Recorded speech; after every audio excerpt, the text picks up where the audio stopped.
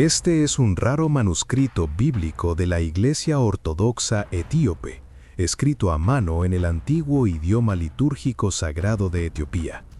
Una pieza del patrimonio cristiano etíope, conservada en la misma lengua que la Iglesia ha protegido durante siglos. Imagina un mundo en el que las partes más importantes de la mayor historia jamás contada no se perdieron, sino que simplemente quedaron guardadas en el silencioso aislamiento de las tierras altas de Etiopía. ¿La Biblia etíope siquiera menciona a Jesús? Y la respuesta corta es sí, absolutamente. Pero la verdadera historia detrás de esa pregunta revela mucho más de lo que la mayoría de la gente imagina. Mel Gibson, un hombre que ha pasado su carrera fascinado por la intensidad visceral de la fe, parece haber tropezado con una auténtica mina de oro. La Biblia etíope no solo narra la historia de Jesús, la pinta con colores que Occidente jamás ha visto, ofreciendo un plano crudo y sin filtros de lo divino. Pero los pergaminos no permanecen enterrados para siempre. El canon olvidado de Aksum. Hay que entender que cuando hablamos de la Biblia en Occidente, normalmente nos referimos a una biblioteca muy específica y cuidadosamente seleccionada. Son 66 libros, quizá algunos más si tomas una versión católica u ortodoxa del estante. Pero en Etiopía, en aquellas antiguas iglesias talladas en piedra de Lalibela y en los monasterios de gran altitud de Aksum, las cifras cambian por completo. Allí tienen 81 libros. Piénsalo un momento. Eso significa una enorme cantidad de narrativas adicionales, más contexto y, francamente, más riqueza que gran parte del mundo ha ignorado durante siglos. Ahora bien, cuando alguien como Mel Gibson tiene acceso a un material así, sabes que no lo tratará como un ejercicio académico aburrido. Estamos hablando de un cineasta que prácticamente reinventó la épica bíblica al hacerla sentirse como una escena del crimen, sangrienta, real e inmediata. Y la Biblia etíope es, en cierto modo, el corte definitivo del director. Incluye el libro de Enoc, el libro de los jubileos, y descripciones increíblemente vívidas de los reinos celestiales que hacen que el Nuevo Testamento estándar parezca un simple resumen en comparación. Si te detienes a observar los evangelios de Garima, que por cierto son algunos de los manuscritos cristianos iluminados más antiguos que existen, los colores aún parecen gritar desde la página. Hablamos de púrpuras profundos, naranjas vibrantes y pan de oro que ha sobrevivido desde el siglo IV o V. Es como si intentaran capturar la luz misma de la transfiguración antes incluso de que la tinta se secara. Y el nivel de detalle no se limita a decir Jesús fue aquí y dijo esto. Habla de la genealogía de los vigilantes, de cómo están estructurados los cielos y de por qué la llegada del Mesías no fue solo un evento local, sino un reinicio cósmico. La tradición etíope no separa lo físico de lo espiritual, como solemos hacerlo en nuestras versiones más modernas y sanitizadas de la fe. En sus textos, el mundo de Jesús está lleno de ángeles, demonios y sabiduría ancestral que se remonta hasta la reina de Saba y el rey Salomón.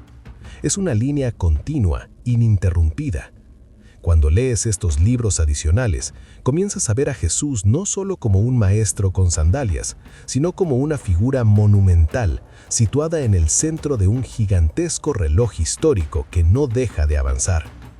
Hay una parte, por ejemplo, donde los detalles sobre la infancia de Jesús o sobre sus interacciones con su madre María adquieren un tono mucho más íntimo, aunque envuelto en una atmósfera profundamente mística. Es el tipo de material que haría babear a cualquier director de fotografía. Casi puedes ver las motas de polvo danzando bajo la luz solar etíope mientras estas historias se despliegan. Es visceral, es denso.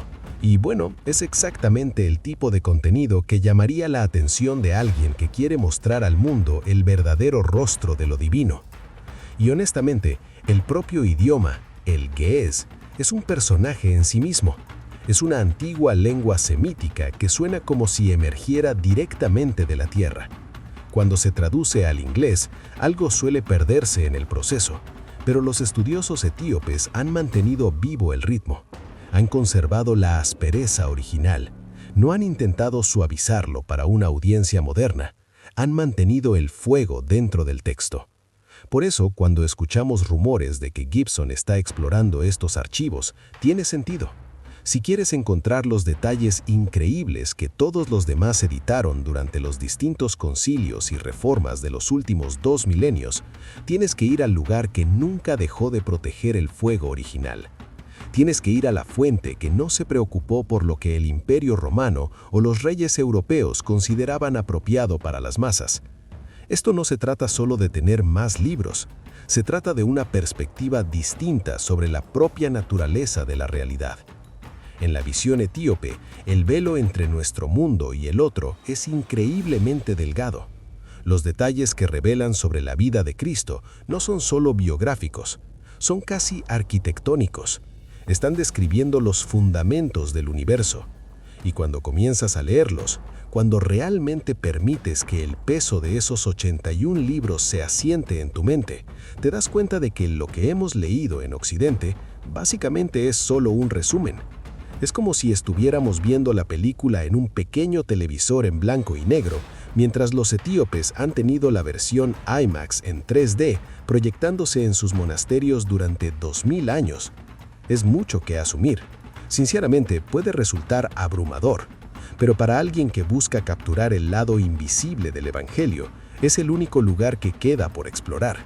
Es la última frontera de la arqueología bíblica, y todo está escrito en libros que son más antiguos que la mayoría de las naciones modernas.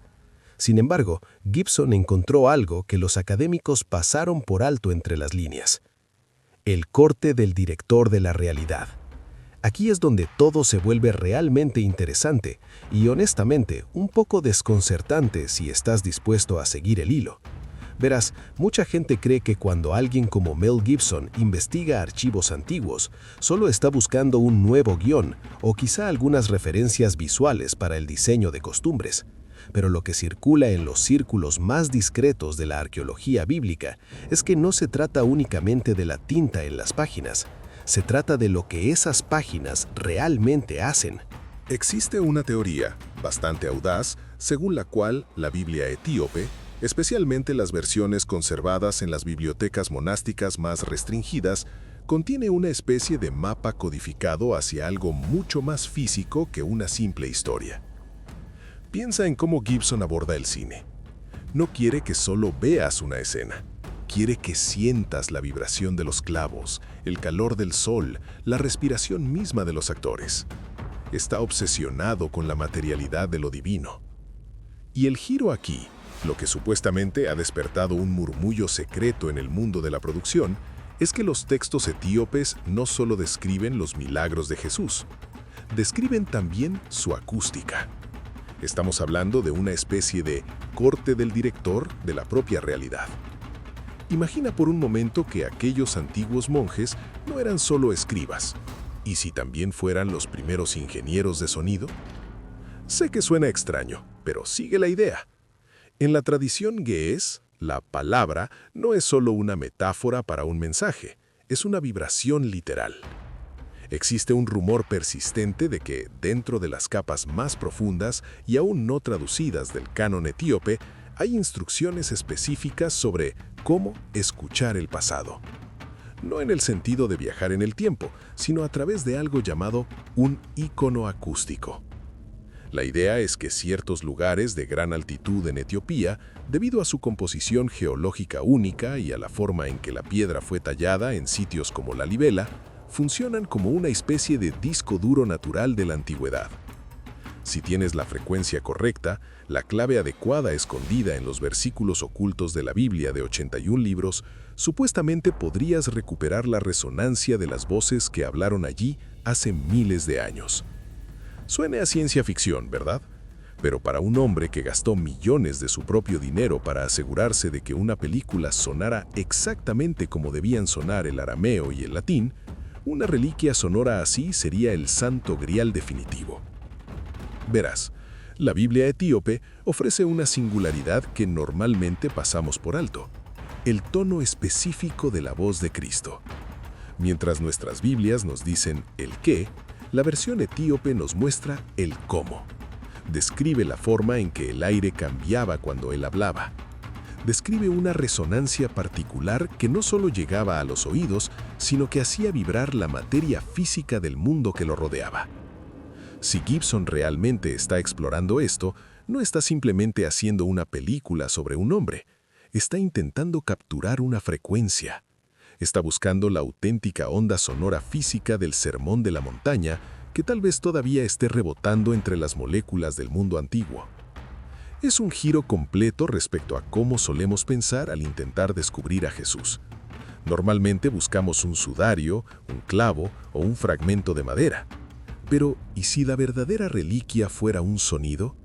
¿Y si el increíble nivel de detalle mencionado en estos textos fuera en realidad un manual técnico para una forma de tecnología espiritual que hemos olvidado por completo? Uno no puede evitar preguntarse cuando ve esas imágenes de Gibson concentrado en algún rincón remoto del planeta. ¿Está simplemente buscando una locación o está allí con un micrófono de alta sensibilidad intentando captar un susurro de hace 2000 años? Cambia completamente el juego, ¿no? De pronto, los libros ocultos ya no son solo historias adicionales demasiado extrañas para la Iglesia romana. Son los capítulos perdidos de un libro de física que explica cómo la palabra realmente se hizo carne. Sugieren que los milagros, la curación de los ciegos, el apaciguamiento del mar, no eran trucos mágicos, sino la aplicación de una frecuencia armónica específica que reorganizaba el mundo físico. Y según las leyendas enterradas en los archivos de Axum, esa frecuencia quedó registrada no solo en el corazón de los hombres, sino también en las propias piedras de la tierra. La cuestión es que quizá no estemos mirando un libro en absoluto, tal vez estemos mirando una forma de onda. Gibson ya no sería solo un director, sería un arqueólogo de lo intangible. Estaría intentando encontrar el corte del director del universo, la pista de audio original que sonaba antes de que el mundo se volviera demasiado ruidoso para escucharla. Es una idea audaz, incluso un poco inquietante, que la voz del Mesías todavía pueda estar registrada en el silencio de alguna montaña etíope, esperando a alguien con suficiente determinación y fe para presionar reproducir. Pero al parecer el sonido puede tener más peso que la tinta, la resonancia de la palabra. Si ahora mismo estás pensando que todo esto suena como un extraño cruce entre una novela de Dan Brown y una conferencia de física cuántica, no eres el único. Pero aquí está lo interesante. Cuando realmente analizas la estructura lingüística del ge'ez, el idioma de la Biblia etíope, empieza a tener un sentido extraño. La mayoría de los idiomas occidentales son transaccionales. Usamos palabras para describir objetos. Pero el ge'ez es una lengua litúrgica construida sobre el hálito y la vibración. Es casi como si las palabras no estuvieran destinadas a leerse en silencio dentro de la mente. Fueron diseñadas para ser entonadas, para mover el aire, para crear una presencia física dentro del espacio. Cuando los textos etíopes aportan detalles adicionales sobre la vida de Jesús, no solo nos dan más adjetivos, nos ofrecen las notas específicas de los milagros. Piénsalo. Siempre hemos tratado los milagros como sucesos mágicos espontáneos que simplemente ocurrían porque un ser divino pasaba por allí. Pero estos antiguos pergaminos sugieren algo mucho más técnico. Describen una resonancia concreta. En estos libros ocultos persiste la idea de que cuando Jesús hablaba al mar tempestuoso o a la mano marchita, no solo les ordenaba cambiar, estaba recalibrando su frecuencia. Si observas la física moderna, todo es básicamente energía vibrando, ¿cierto? La ecuación E igual a mc² nos dice que la materia y la energía son dos caras de la misma moneda. Si puedes influir en la energía, cambias la materia. La Biblia etíope, en sus secciones más esotéricas, parece tratar la palabra como una herramienta literal para este tipo de reconfiguración molecular. Por eso, el canto en los servicios de la Iglesia Ortodoxa Etíope es tan inquietantemente preciso. Es un intento de conservar la vibración correcta que ha sido transmitida a lo largo de los siglos. Así que cuando vemos a Mel Gibson dedicándose a esto, no está simplemente buscando una mejor forma de filmar un milagro, está tratando de comprender la física de la fe. Existe un concepto fascinante dentro de la tradición etíope llamado kene, una forma de poesía que posee un significado de cera y oro. La cera es la historia superficial que todos escuchan, pero el oro es la verdad interna oculta que solo quienes tienen el oído adecuado pueden descubrir. Gibson claramente está buscando ese oro. Está intentando encontrar el manual secreto del universo que explique cómo un hombre podía caminar sobre el agua sin hundirse. Resulta que según estos textos, no se trataba de desafiar las leyes de la gravedad, se trataba de comprender una ley superior de resonancia. La Biblia etíope describe cómo la voz del Mesías podía armonizar con los elementos. Es como si fuera el cantante principal de una orquesta cósmica, y cuando alcanzaba la nota correcta, el resto del mundo simplemente se alineaba con ella. Ese es el golpe que cambió por completo el enfoque de la producción. Ya no es solo una película sobre una figura histórica, es una película sobre el sonido fundamental de la existencia. Y entonces surge la pregunta: si esta teoría del ícono acústico tiene algo de verdad, ¿qué significa para la forma en que vemos los lugares reales en Etiopía? Existen iglesias como Bet Giorgis, talladas directamente hacia abajo en la roca volcánica sólida. En esencia, son gigantescos resonadores de piedra. Si te colocas en el centro de una de esas cámaras y entonas cierta nota, todo el edificio comienza a responder con un eco profundo. Es una amplificación natural para el alma. Los monjes creen que si entonas los versículos correctos de la Biblia de 81 libros en el lugar adecuado, el sonido no se disipa en el aire, sino que queda atrapado dentro de la estructura cristalina de la piedra. Aquí es donde el nivel de detalle se vuelve realmente intenso. Los textos sugieren que la palabra dejó una huella física en el mundo, no solo un recuerdo, sino una vibración literal y medible que aún permanece allí, enterrada bajo 2000 años de ruido humano. Es como descubrir un disco que ha estado reproduciéndose en bucle dentro de una habitación vacía durante siglos. La mayoría de nosotros estamos demasiado ocupados, demasiado rodeados de ruido en nuestras vidas modernas como para escucharlo. Pero un cineasta, alguien cuyo trabajo consiste precisamente en prestar atención al encuadre, la luz y el sonido, quizás sea lo suficientemente obsesivo como para intentar sintonizar esa frecuencia. Al final, todo esto no trata realmente del papel, sino de la persona. Hemos seguido el rastro desde las polvorientas bibliotecas de gran altitud en Aksum hasta las sofisticadas mesas de sonido de una producción cinematográfica de Mel Gibson. Es mucho para procesar, ¿verdad? La idea de que la Biblia etíope no sea solo un libro más, sino una forma completamente distinta de interactuar con lo divino. Pero cuando las cámaras dejan de grabar y los académicos terminan sus debates, queda una pregunta esencial. ¿Por qué todo este increíble nivel de detalle nos importa tanto ahora? ¿Por qué sentimos tanta necesidad de una versión de Jesús que se perciba más densa, más real? Tal vez porque vivimos en un mundo que se ha vuelto increíblemente superficial. Todo está digitalizado, simplificado y comprimido hasta que su esencia empieza a escaparse. Tenemos los resúmenes de la fe, sí, pero nos falta la textura. La tradición etíope, con sus 81 libros y su obsesión por lo celestial y lo sonoro, nos ofrece un camino regreso a una versión de la realidad en alta definición. Es áspera, es compleja. Es un mundo donde la voz de un carpintero no solo cambia un corazón, hace vibrar las moléculas del mar. Cuando Mel Gibson observa esos antiguos pergaminos en Ge'ez, no está simplemente buscando un argumento, está buscando el peso del mundo.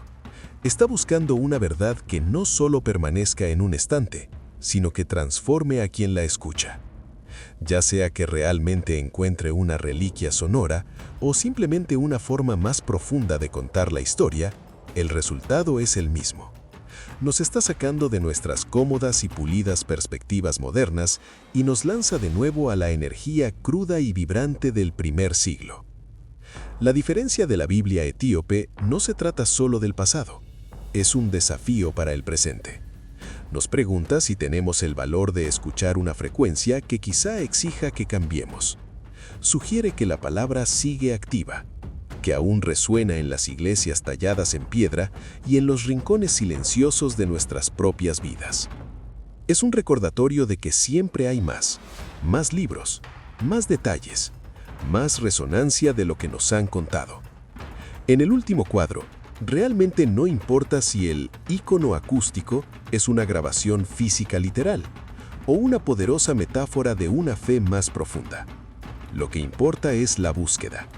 Es reconocer que la mayor historia jamás contada todavía tiene capítulos que no hemos leído y notas que aún no hemos escuchado. De algún modo, todos estamos buscando el corte del director de nuestras propias vidas, la versión que no está editada por el tiempo ni por la conveniencia, sino que muestra la escala completa y vibrante de lo que estamos destinados a ser. Los monjes etíopes han protegido ese fuego durante 2000 años, esperando a que el resto del mundo alcance su ritmo. Y tal vez, solo tal vez, a través del lente de un cineasta que se niega a parpadear, finalmente estemos empezando a escuchar la música. Es un sonido profundo, una resonancia de oro que atraviesa el ruido del mundo moderno. Es el eco de una verdad que no permanecerá enterrada, por mucho duspo que intentemos acumular sobre ella. Suscríbete ahora para seguir descubriendo las historias ocultas y los misterios antiguos que el mundo intentó dejar atrás. Gracias por apoyarnos siempre.